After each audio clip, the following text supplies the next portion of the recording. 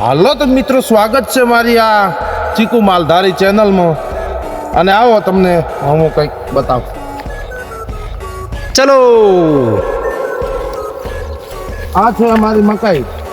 41 દિવસ પહેલા મેં મકાઈ વાવી હતી અને બહુ ઊંચી ઊંચી છે. આ તો પ્રથમ છે એટલે તમને એવું લાગે, બાકી અમેરિકન મકાઈ. એટલું હરિયાળું લાગે, ગામડાની મોજ તો કોઈક અલગ જ છે મિત્રો. હા, મોજ. અમારી ગાય છે સામે તબેલો આખો. ચલો તો તમને કેવું લાગ્યું મારા આ બ્લોગને લાઈક સબસ્ક્રાઈબ કરી દો, એટલે હું બીજું નવું તમારા માટે કંઈક લેતા હું. બરોબર, બાકી તો મારે વાઢવાનું છે એ તો સાચું જ.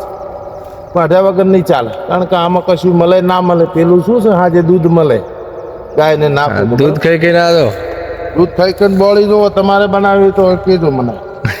બાકી ચાલો મારું કામ ચાલુ કરું.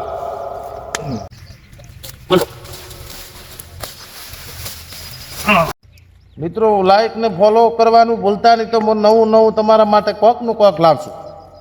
પછી મારો આખો તબેલો બતાવું, ગાય બતાવું, ગીર ગાય બતાવું, કઈ રીતના દૂધ નીકળે, કઈ રીતના ઘી બનાવવાનું હશે, આ બધી તમને પ્રોસેસ હું બતાવવાની કોશિશ કરશું.